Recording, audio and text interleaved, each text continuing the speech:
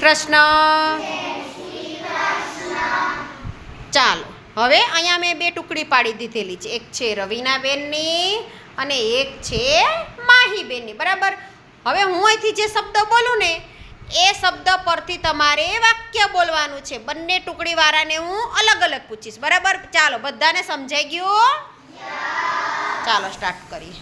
ચાલો પહેલાં માહીબેનની ટુકડીનો વારો. ચાલો પાણીપુરી. ચાલો અભિભાઈ.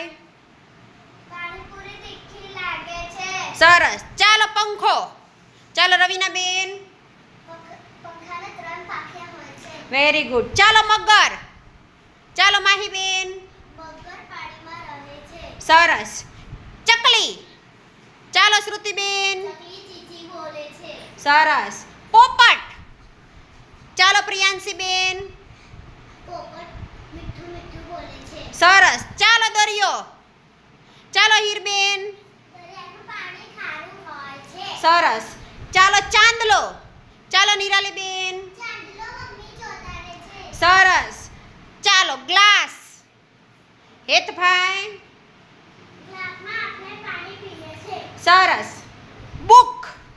ચાલો અંશુબેન. બુકમાં આપણે લખીએ છે. સરસ. પેન્સિલ. ચાલો ભવ્યાબેન. પેન્સિલથી આપણે લખીએ છીએ. Very good. દાંડિયા. ચાલો પ્રિન્સભાઈ. દાંડિયાથી અમે ગરબા રમીએ છીએ. Very good. પાણી. ચાલો રાધિકાબેન. પાણી આપણે પીએ શકીએ છીએ. સરસ. ચાલો ટીવી. ચાલો વિનીતભાઈ. ટીવીમાં કાર્ટૂન આવે છે. સરસ. ચાલો આઈસ્ક્રીમ. ચાલો ભૌતિકભાઈ. આઈસ્ક્રીમ ઠંડી હોય છે. સરસ.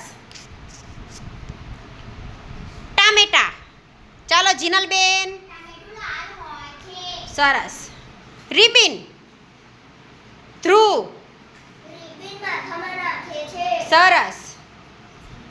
Lunch box. ચાલો પ્રગતિબેન. લંચ બોક્સમાં મમ્મી મને નાસ્તો ભરી આપે છે. Very good.